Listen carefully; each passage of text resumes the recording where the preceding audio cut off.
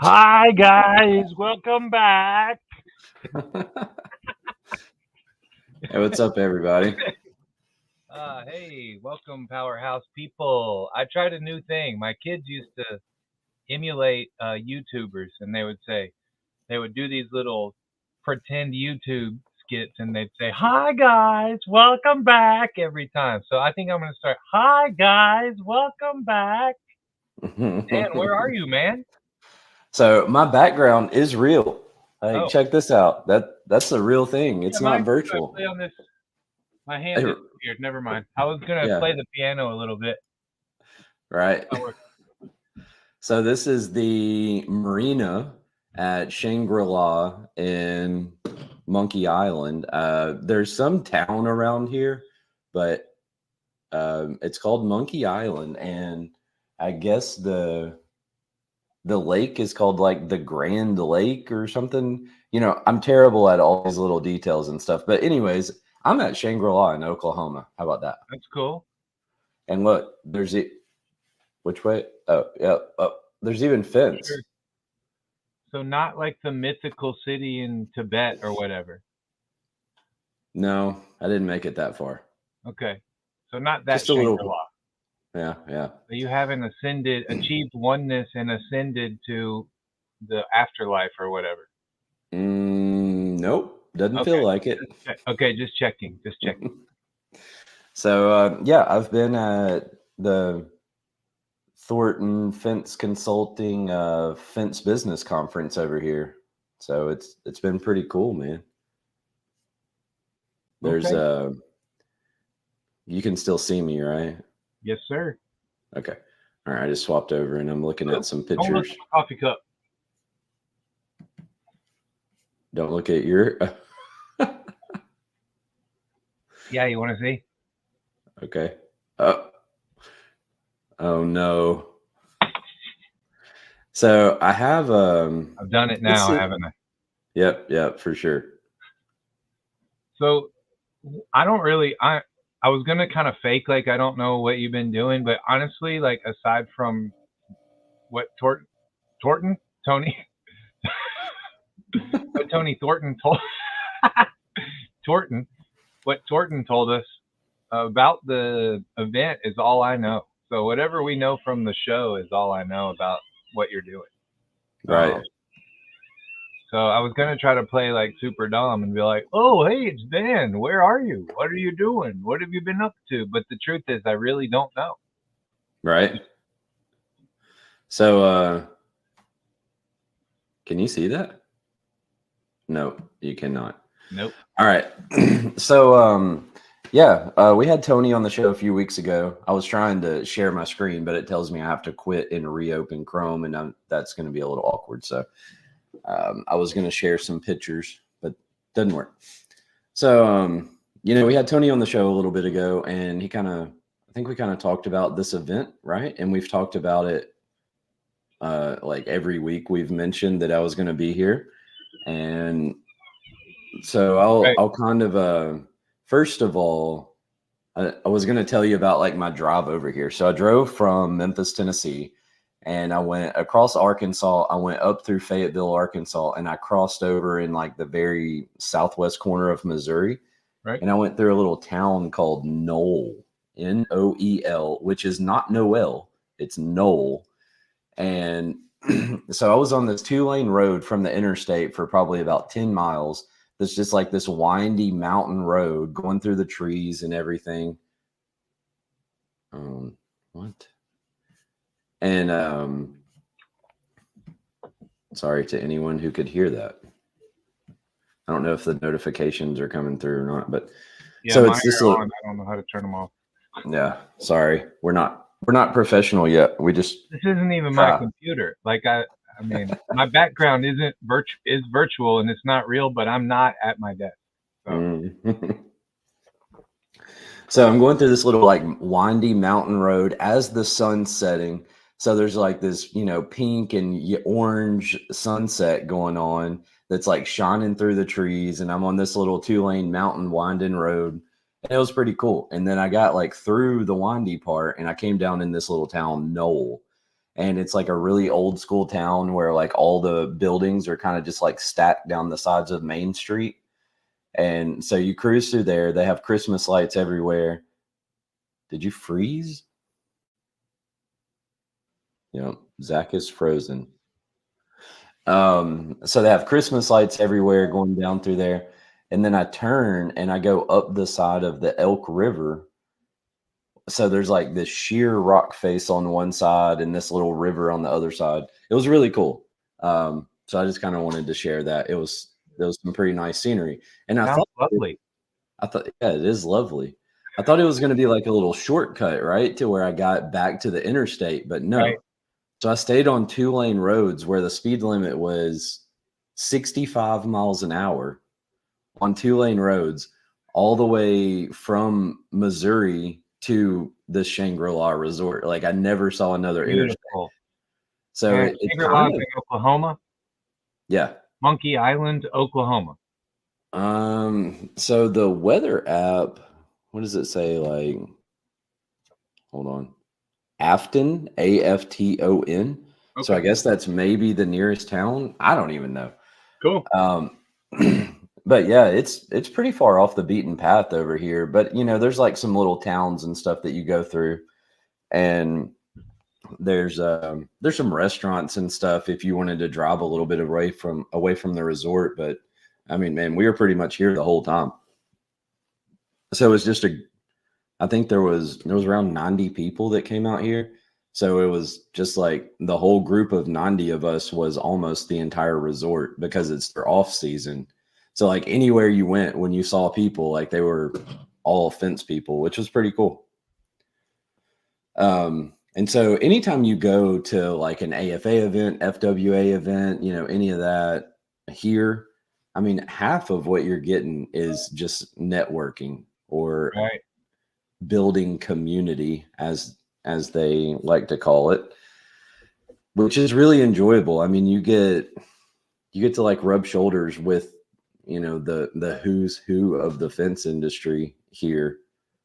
I mean, there was like anybody that you see on social media, any of the podcast people, that type of media people. I mean, all of the quote influencers of the fence industry, I guess, they were all here.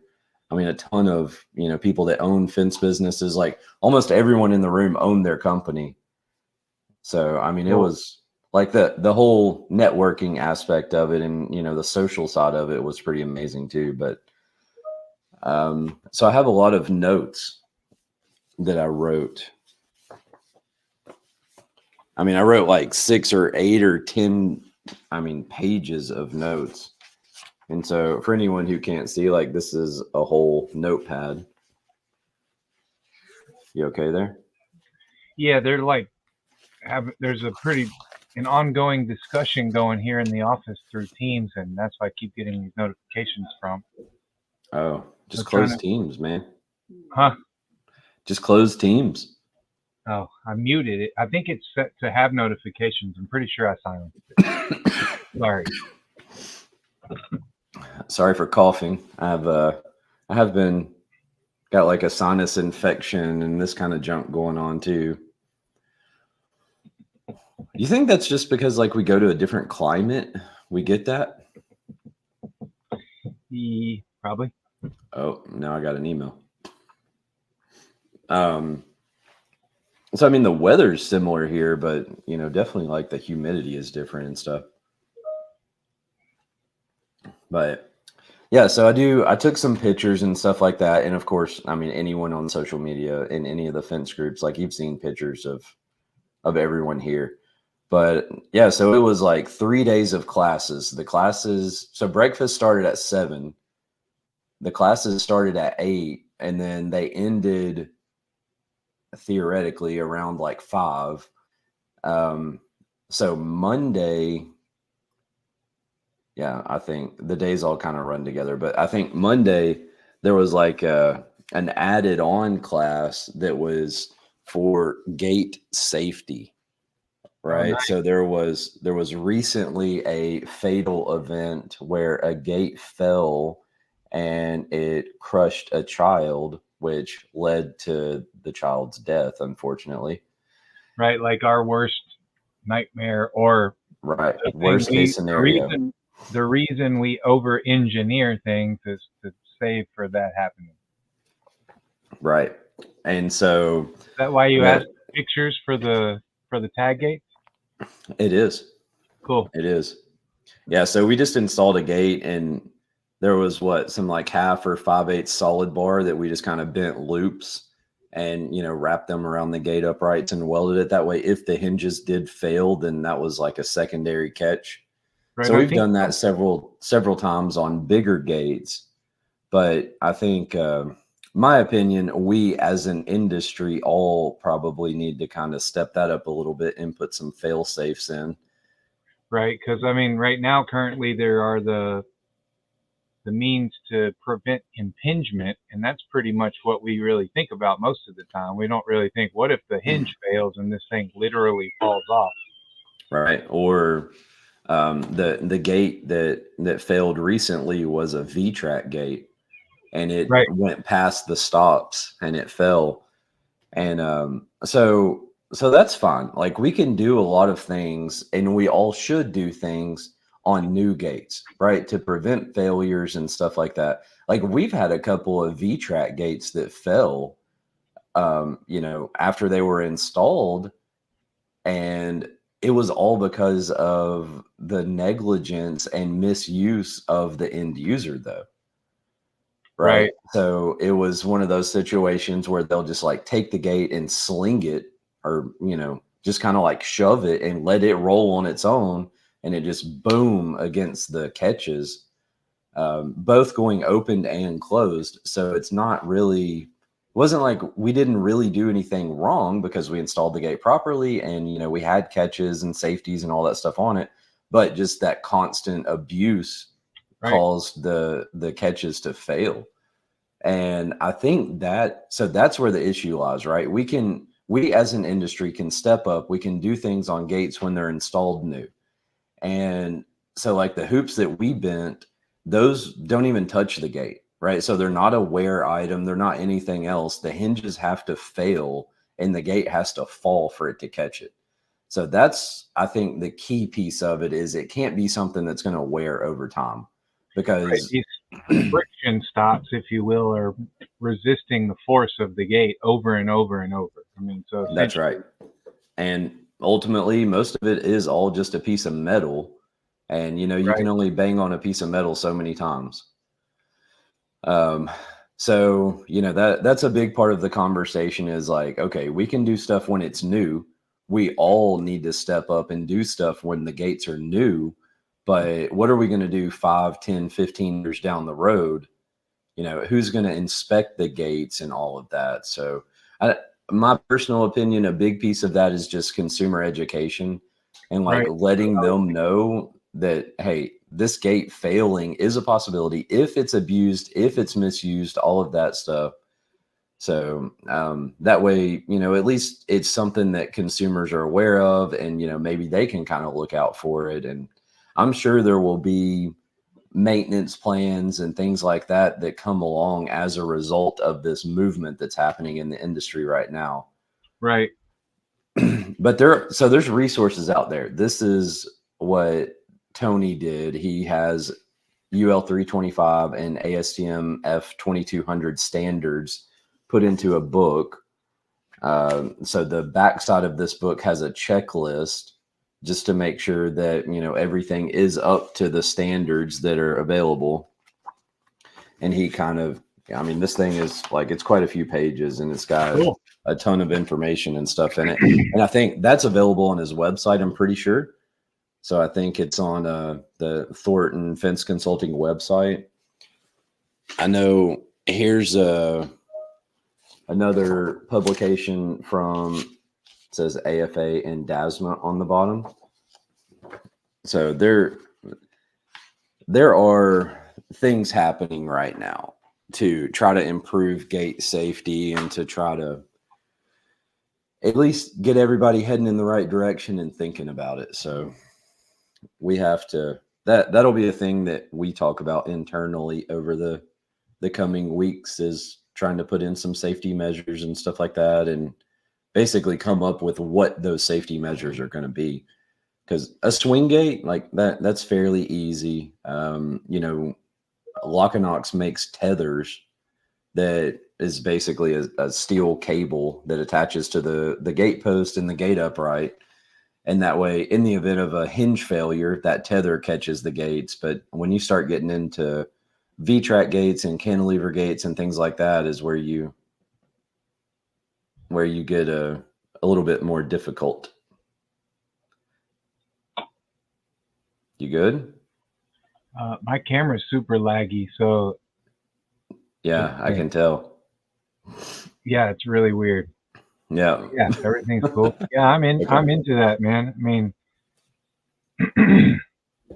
that's been a big part of my mindset since I hired on this year, was standardizing some processes, or developing standards as far as fabrication is concerned. And so now obviously safety is a huge one. I mean, I can't conscionably hang a 30-foot single gate or 60-foot double swing gate, walk away and be like, well, after a year, as long as the paint hadn't peeled, we're absolved of all responsibility. I just don't think like that. I honestly, especially if I'm selling a product that I would like to say will last for a lifetime, then it needs to also not only function for that lifetime, but be safe and secure, that it's not going to injure someone. Mm-hmm. Yeah, absolutely. And that's the key of it, is the lifetime piece. Right. Like what happens 5 years from now? I mean, and so that's part of why. What happens when it's been hit by a truck or a bus or a car 4 times? Well, and then if we get that call, how do we replace or maintenance or whatever? I mean, there's a ton of that. My intention is not to sell a product that once we're done and you sign off, we walk away and never speak to the customer again. That's not our business model. So, I think, and we've been doing things like that, not so much in the safety aspect, but as far as, at one point in time, we were using 2x2 square tube for gate posts. Then we sized up to like 2.5, because it looked like over time the wall would give a little bit and the fence would kind of shake some. And then we stepped up all the posts, line posts, even to 2.5 by 2.5. Now we've gone up to 3-inch by 3-inch. And that's just like one of the examples of ways that we've seen, like, hey, this 2x2, it works for the first year, but over time it kind of gets a little wiggly. So so we've seen opportunities for improvement in our own organization. And like Zach said, I mean, that's just our standard. Right. And, we're kind of the position that, customer, this is the way we do it. And if that's not the way you want it, then you're going to have to find someone else to do it. Right. Well, and I got to say, digress a little bit, a little wiggly pales in comparison to the severity of potential injury or death, So if I'm willing to take some extra expense to ensure a good product in response to a little wiggly, which is kind of a cute example compared to a child dying. So I think this is something to really take serious. And I will also say the people in this room thought it was something to take serious as well. There was a lot of pretty passionate conversation, we'll say. It has since been dubbed the Great Gate Debate. Oh, wow. Doesn't sound like there's much room for debate. If there's an opposing argument to improving safety standards, I have some choice words for that person. Right. That's not the conversation. The debate is how to do it. Right. No, what to do. Everyone unanimously agrees this is unacceptable. This is not what we as an industry will continue to do. We're going to make changes today, but the debate comes in of how are we going to make those changes, and how are we going to make sure that people are doing things up to par. So that's kind of the piece that's out there. But everyone who's listening to this thing, you can make changes today. You can put in some kind of fail safe that's going to be on gates that if it breaks, something's going to catch that gate. Right. Right. And so that's what we'll do. I mean, in fact, as we talked about, like we've already started doing things like that. I'm looking forward to our internal great gate debate. Yeah. Me too. Between the two of us when it comes to engineering and the design of these safeties, because both of us are so meticulous and adamant about, I want it to be safe, but you not to see the safety mechanism. Or the safety mechanism has to be aesthetically pleasing, right? Let's say. Well, yeah, right. I don't want it to be like, oh, well, that big, giant, shiny cable on your black gate is there because it's got to be there. Right, because your gate might fail in 10 years. You know, right. I think that's kind of a hard sell to a customer. And I mean, in fact, I'm sure, I don't know this to be a fact, so don't quote me on this, but I'm sure that we've had customers in the past remove self-closing devices from pool gates and things like that because they didn't want it. And so we don't want the safety measures to be that, right? We don't want it to be something that the customer is going to go out there and remove because it's ugly. So very good point, sir. Very good point. Well, what else, man? Y'all did. So right now, speak about fence with fence. When do what? Business. So you essentially attended class for 3 days. Yeah. 3 full days. So with fence. So like I told you, the class is a part of it. The networking or community building is another part of it. By networking, so 2 different things. By networking, you mean fishing in that lake behind you, from renting boats from the marina and going fishing? No, mainly the networking was a bunch of people sitting around somewhere with an alcoholic beverage in their hand. All right, show me your new tattoo. I can't show it on camera. I'm sorry. No, so network. I I don't drink, so like I was there, and like Monday night. So Monday breakfast started at 7. I probably got. Were there cigars? Yeah. Yep. We did talk once, and you said you'd been up later than usual or whatever, and I was like, a little later than usual. So you spent all night in a cigar lounge with the guys from the show, basically. So I'll tell you this story, and it's pretty entertaining. So for those of you who missed it, this is the kind of stuff you get when you're here, right? So Monday, I went down about 7:30. Breakfast was from 7 to 8. I went down about 7:30. Hung out for a minute, drank some coffee, and then we went in, started at 8 o'clock. And then we break for lunch. Lunch was provided for us every day. So everyone went over to a room and, all mingled and sat at tables and broke bread together. We go back in, complete the day, have the great gate debate. Once that's done, we leave, go to the bar, continue the great gate debate.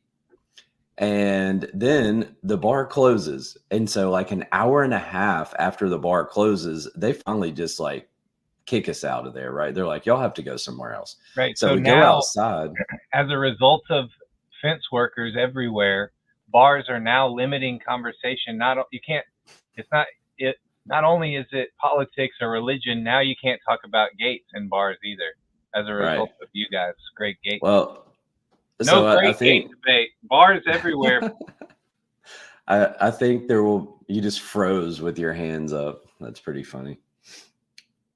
So I think that they'll at least install some like decibel meters in there, and once you exceed a certain I'm not actually I thought I wasn't frozen, but I was. yeah, you were. So anyway, so we leave the bar, we go outside to a fire pit. So we sit out at the fire pit. Eventually someone comes out there, and I mean, it was pretty chilly, it was probably 30 degrees or maybe a little 32 degrees, something like that. So we're sitting out at this fire pit, and eventually somebody just walks over and turns it off. And so of course the whole group of people were like, oh, well, now it's time to go. And so we go back inside and we found like this little lounge area. So then about 15 minutes later, somebody comes over and they're like, y'all cannot be sitting here. Y'all are way too loud. There's Wow. hotel rooms in here. And so we once again relocated to another place that they just either gave up or left us alone or whatever you want to say there.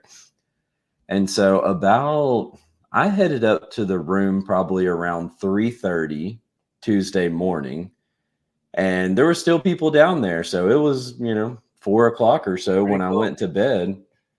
And then we got up again Tuesday morning and went back at it. So, but yeah, so man, I wrote down, like I said, 5 or 6 pages worth of notes, made some connections, and I set up, some like training stuff and some coaching stuff whenever I was Yeah. here. How So did your panel go? You had a little spot talk on a panel. Was it 15, 30-minute segment? How long was it? Yeah. So Did you freeze? not me.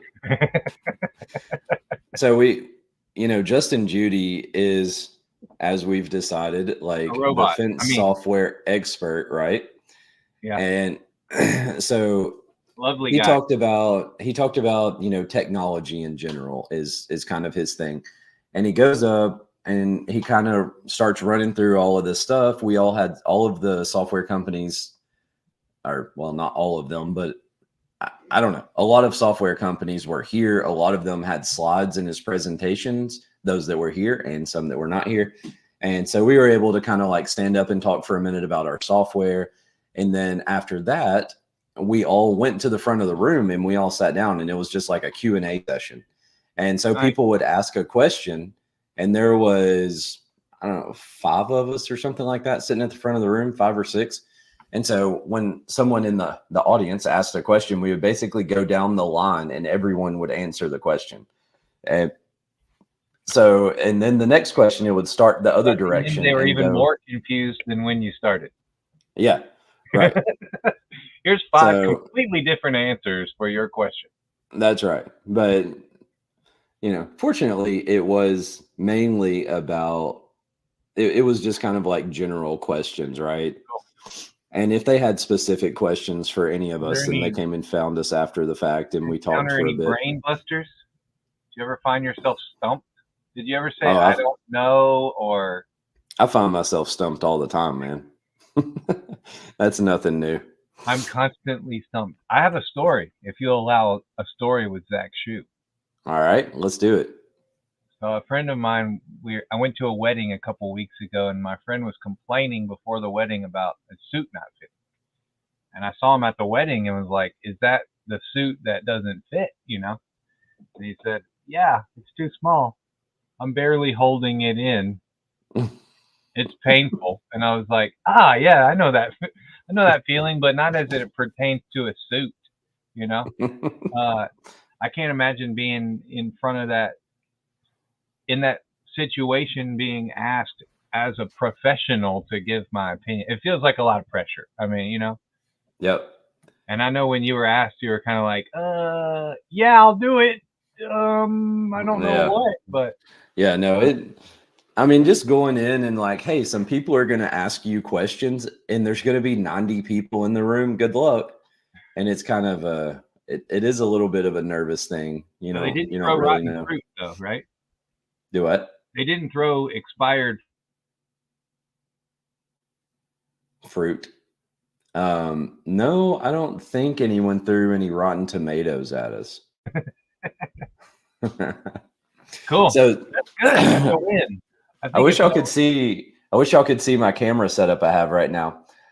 So my hotel room, it has like a living room and a patio outside and a kitchen and of course a bathroom and a bedroom. And so I'm sitting here at the bar, and the camera, whenever I put my laptop on the bar, was just looking up at the sky.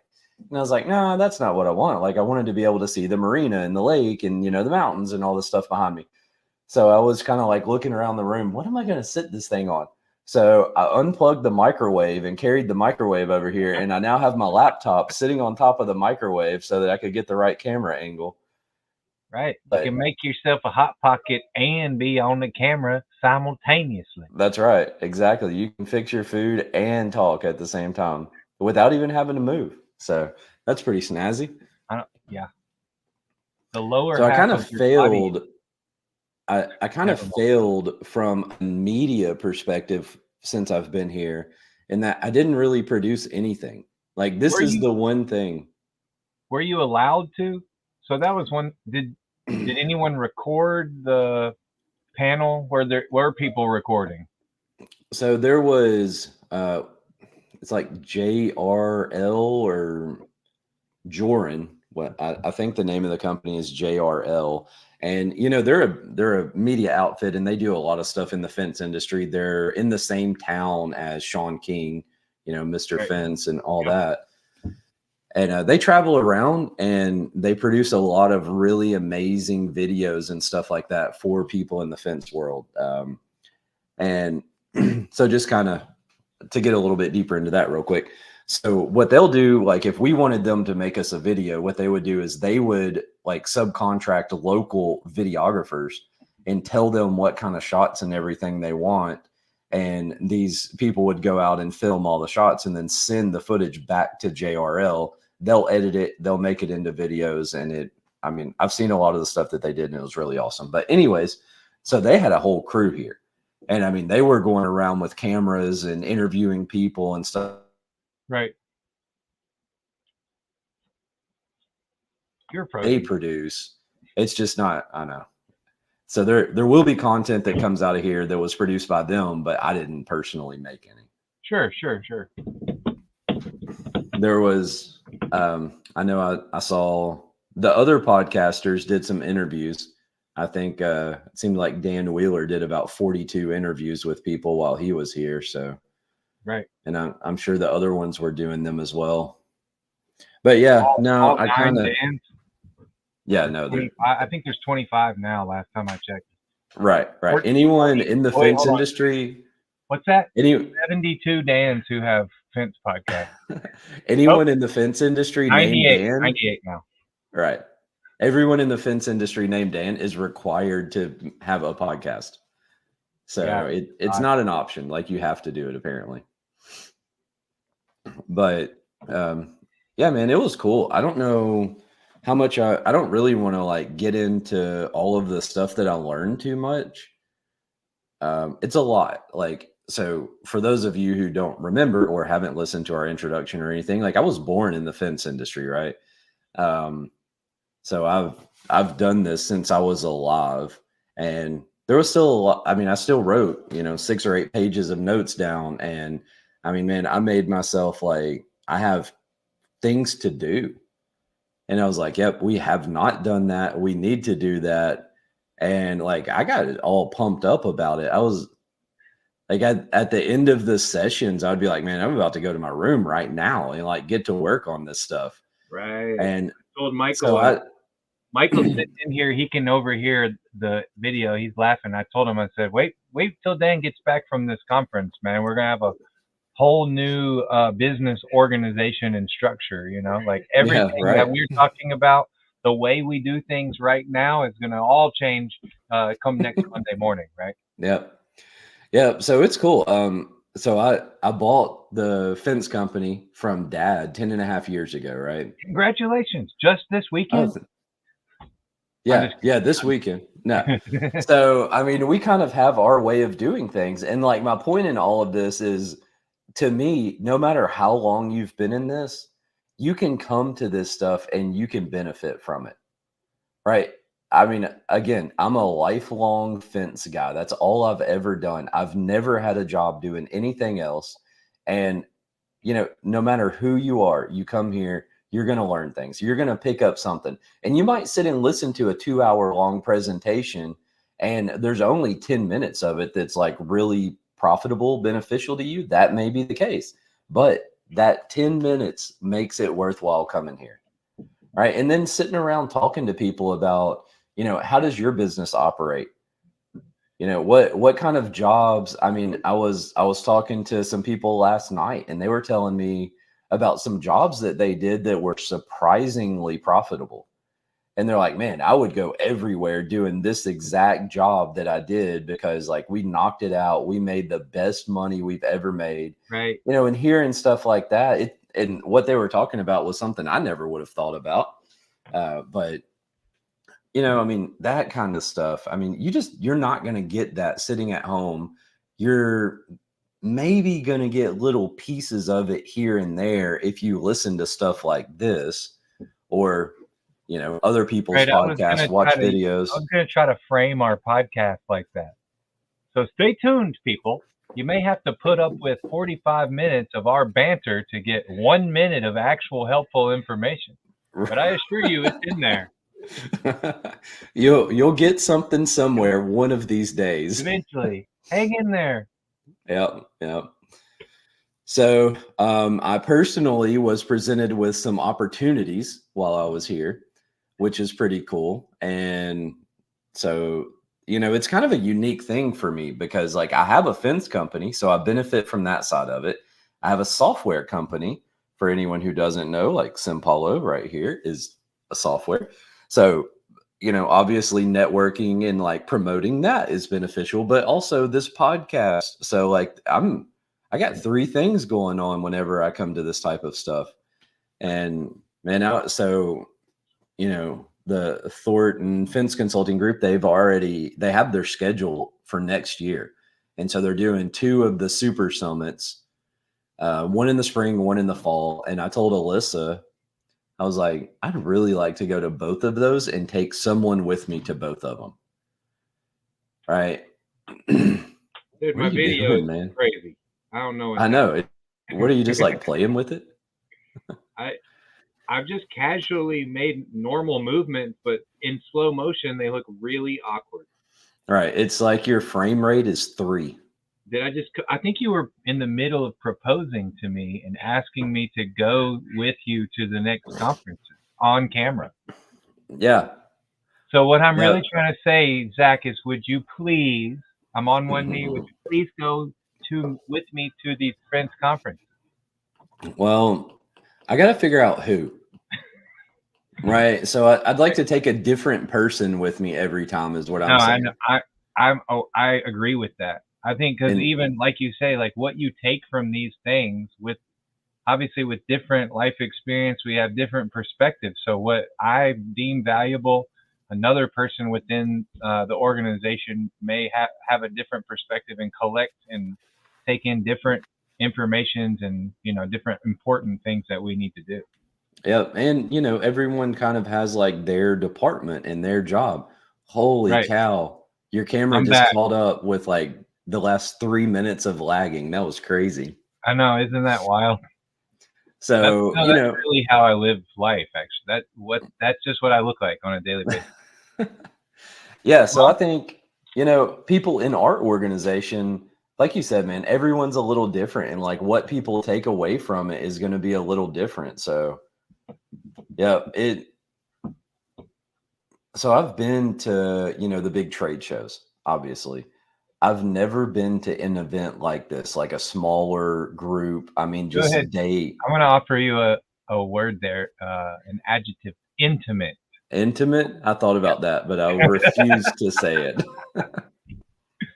I won't make fun of you. It's okay. This language is all right. It's safe. This is a safe space. So this event I'm at is happening again next year too. And I mean, it's in December. I don't, first or second week of December again next year. And like, to me, there's no reason people shouldn't come. Right.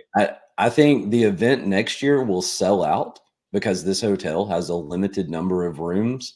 I think there's like 107 rooms or something like that here. And this year, I think there was around 90 people registered. There are Airbnbs around and stuff like that. So, but I mean, I think it'll sell out next year. So if you want to go, I would suggest that you get on registering as soon as it's available. Probably don't wait till the last minute and be like, yeah, I'm going to go and it's sold out. And they may not sell it out. They may just keep selling tickets until people stop buying them. I don't know. I'm sure all of that information will come, but I definitely would suggest everyone to be here. It was good. Well, you got any closing remarks? You're on vacation. I'm actually at work. So. Oh, you have things to do? Yeah. So one thing, the funny one to tell your boss, phrase, like, sorry, boss, I can't talk to you. I got to go work for you instead. right. But I'm working for you kind of right now. I'd just rather not be doing this anymore, if that's all right. There was a couple phrases that I want to throw out that were really, I don't know, impactful to me. Okay. And one of them, again, most of the people in the room were people either running or that owned fence companies. And the first speaker, Barry Willingham, right out of the gate, one of the things he said was, become the most irrelevant person in your organization. And so I thought that, to me, that was pretty impactful. Like, you build your systems and your processes and, put people in the right place, and you train them, and you become the most irrelevant person in the organization. I've heard Matt Warner talk about that, where like sometimes he goes to work and he's like, what do I do? So there are people out there that have done it. And anyone who knows Matt Warner, he's not going to sit around and do nothing, just for the record. But like, he has a really good team and systems and processes and stuff like that. So that was a pretty impactful statement to me. And then another one, it wasn't even like, it was just something I picked up, right? It was not the point of his conversation. But again, you pick up these weird little things that mean something to me, and everyone else in the room may have not even cared about it. But he put a slide up there, and it was like a meme or whatever, and it said, can't remember if it said this, but like, deliver wow. It for sure said wow. I don't know if it said deliver, but like, to me, deliver wow. Right. And so everything you do, your initial phone conversation with the customer, your appointment with the customer, your estimate, when you sell the job, all of that, just try to think, how can you deliver wow? Right. Right. Your organization, your interaction, all of that is so much different that the customer walks away and their reaction is wow. Like that's definitely something that like I've tried to figure out how to do over the years, and like tried to stand out from people and all of that. But so that's just a couple of little things that I heard, and I'm sure in the coming weeks, like I'll talk more about things that I've heard here. But this is kind of my, immediately after it ended, this is my reaction. I think we all parted ways probably around 9 o'clock or so last night, and so we got up this morning and I packed, and here we are talking about it before I hit the road. Right. Cool, man. Yeah, but it's good. I don't know. Do you have any questions about anything? Like, you've asked some questions. No, that's it. Leave me alone. I'm going back to work. Well, yeah. I mean, it's time. Yeah. Not really. I think we can unpack some of this a little bit further. I'm sure we'll start trying to implement some of this and defining. I mean, deliver wow that's great. I mean, packaging is pretty, but you got to really do some serious R&D to develop the product on the inside or whatever, So I'm sure we'll kind of get into some of that further detail in future podcasts, where we're talking about what does that process mean. And since you've been gone, I've been working a little bit on my Monday board to further or dig a little bit deeper into our bid process to help me deliver wow. Because it's easy for, I guess, this delivering wow is a tall order if you're not organized, and that's where I think things kind of fall through. Like, if you don't have the time to commit to the first phone call because you're too busy juggling some other thing that is at risk of falling apart already or whatever, and that's kind of what that is in the same way that as an owner you want to make yourself as useless or whatever you said, irrelevant, same thing. That part of that is delegation, and I think in order to deliver wow, we have to have some internal compartmentalization so that each person can deal with that part of the process 100%. I mean, Yep. and obviously there is a mindset there. Like I mentioned, I'm too busy. I got to get off the podcast. Obviously, I don't Right. want to exhibit the spirit of that to our customer. I don't want my customer to think I'm too busy to talk to you right now. I got to go to the next customer. I'll be too busy for. Hold on. So Yep. obviously, Yep. Yep. obviously So it starts with a mindset, but then there are some practical steps or steps to practical application that we're going to be following. And I think that is that's a podcast. That's an episode, not a. it is. And so, kind of like to your point, in order for me to have a company that can consistently deliver well, like I need the right people in place, but they need the proper training. And in order for me to do that, I need to clearly define like our workflows, Exactly. right? And I need to clearly define our company values and our mission as a company. And I have to put all of these processes in writing. Did I ever tell you I worked at the Eggo Waffle Factory? I don't think. You Maybe like I how I don't know. take these seemingly completely irrelevant or unrelated stories and turn them into something that pertains to the podcast?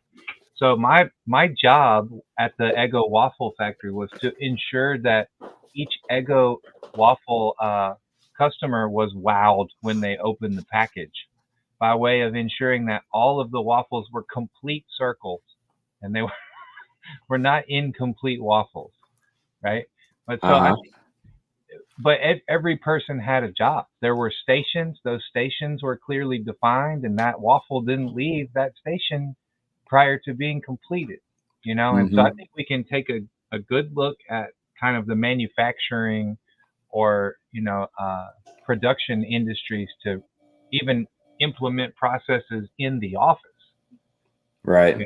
So don't Yeah. until I have So, all the so, documents signed, don't order a single piece of material. well, And even further than that, like if you set up your office workflow like a right, production line, so the person that answers the phone is step one. Here's the right, 4 things you need to know before that person gets off the phone with you.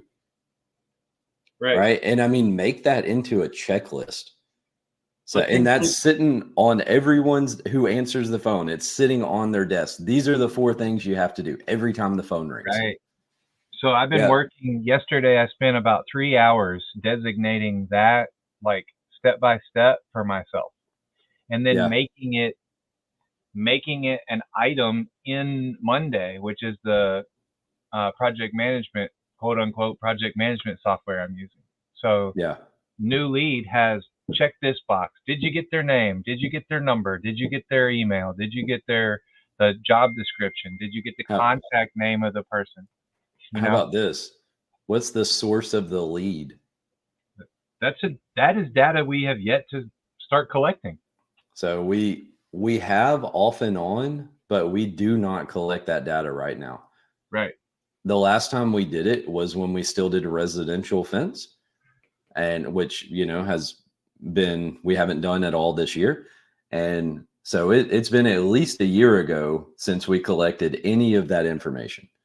But yeah, so Right. things like that. And like I said, a lot of that is up to me. So like that is my objective for 2024. Phew, what a relief. Yeah.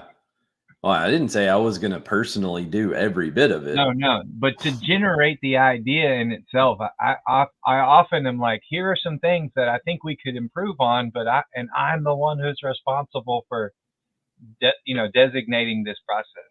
Right. I think that's funny. I said we could unpack some of this in a further podcast, and then I went ahead and went for it. So Yeah. Then we just like dove into unpacking. So, right. but So I think we we're, should include the Powerhouse Fence Show on one of our brainstorms in your office so they can get some insight into what that looks like. so just like record. Yeah. That's cool. Just set up a microphone and camera in the office and just record the whole meeting. It might cause me to take things a little more serious and relieve us of some of that random banter that happens periodically. Get rid But of who knows? Zach's goofiness. Yeah, the class. I mean, I think it's necessary. Some of that Yep, class clown really helps to loosen the it vibes does. so people feel comfortable participating. It's hard to throw an idea out in the room full of professionals, Right. you know? I mean, so to get to the meat, it's sometimes necessary, I think, to kind of lubricate the situation with humor. Yep. Yep.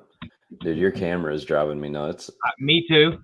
Me too. I So mean, I don't even like myself anymore. So, I don't even know what's going on, but it's crazy. All right. So we'll get more into that in the coming weeks and months and all of that stuff. But for give us now, what I can say, the goal for next year is to have a clearly defined vision, values, mission, and processes right. in writing. Get away from the tribe knowledge kind of mentality that we have in a lot of things, like, oh, we just know whenever this happens, this is what we're supposed to do. Like, no, put that crap in writing. So Right. You so didn't yeah. know? You didn't know the everything that everybody else knows? I mean, how Yeah. do you not know? Right. You didn't know Right. that?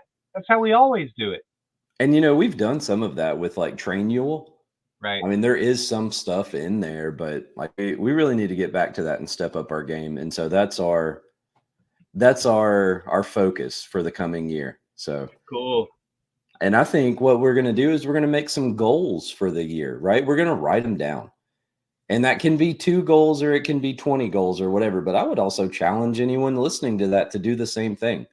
Maybe you have personal goals or financial goals or business goals or whatever that may be. Write it down somewhere and stick it on the refrigerator or the wall. And that way, like, it's a constant reminder.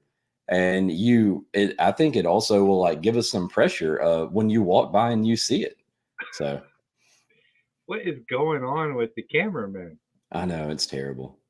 But all right, I'm about to end this thing. Thanks for listening. We'll talk more about it in the coming episodes and all that stuff. And Get us some we'll content from your drive back. Run the GoPro and get us your drive through Noel. yeah, no, it was really cool. I might do that. Sounds epic. Yeah. Unless you come through in the dark tonight. So, No, it's not gonna be dark tonight. I need to be back in Memphis by dark tonight. So all right. I'm Cool. it's definitely So gonna you're be daylight, but I don't think it's quite gonna catch the essence of it that I had whenever it was dark or whenever right. the sun was setting over the horizon and all that stuff. I did get some cool sunrise pictures off of my balcony out here. Cool. So Yeah, maybe we'll do a little we'll post. montage.